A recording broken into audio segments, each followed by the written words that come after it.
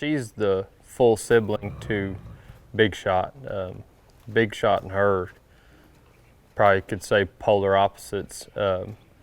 His mind works real calm and slow, and she can maybe do stuff physically easier than he can, but her mind goes really fast. So she spent a lot of time with me just doing slow stuff.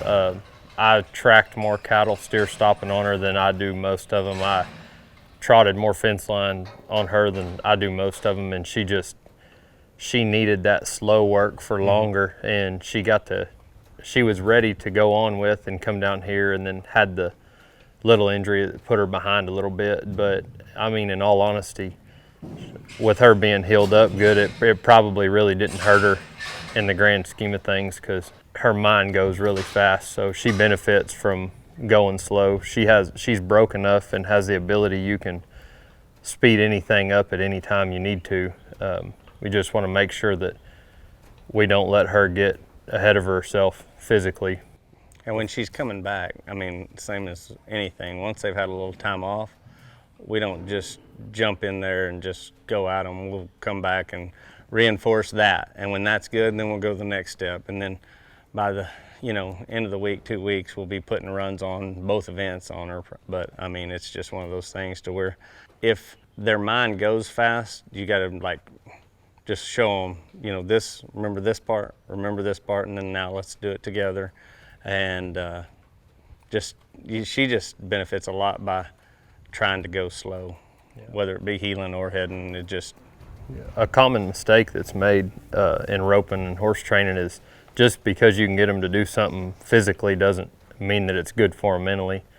And fortunately enough, I think he and I are both disciplined enough to know that you could really mash on that mare and have her looking like she was $1 million, but it mentally wouldn't be good for her if we sustain the good stuff in her and keep her going slow. A year from now, she'll be priceless. But you just got to be disciplined enough to recognize what kind of mind your horse has in the process of it all.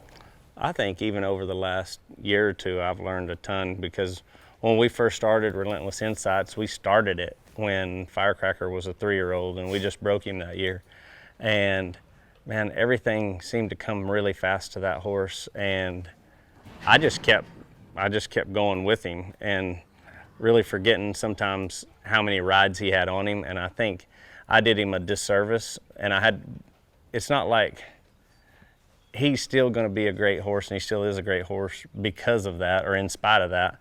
But I've had to go back and do the stuff that I skipped. I mean, at some time or another, a skip step is going to have to come back and get filled in. So I might as well do it along the way, so it's just a gradual climb instead of having to tear something down and start back.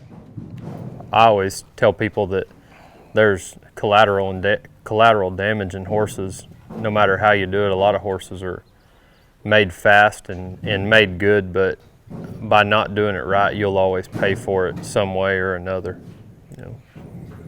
A lot of people have the mentality, we'll see how much pressure they can take, and when they break, we'll go back and fix them.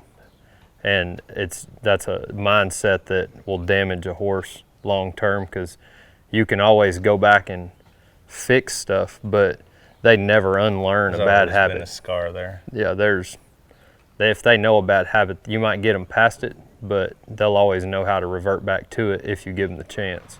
And so as far as training young horses and selling them, if you do it right all along, there's never been a hole in them. You can sell a product that's so solid that you can guarantee that if he ends up with a bad habit, it's taken you some timeline to create it, because he's never had it before. And so that's why it's so important on the young horses to do it right, so you don't have to have something that you don't like in them.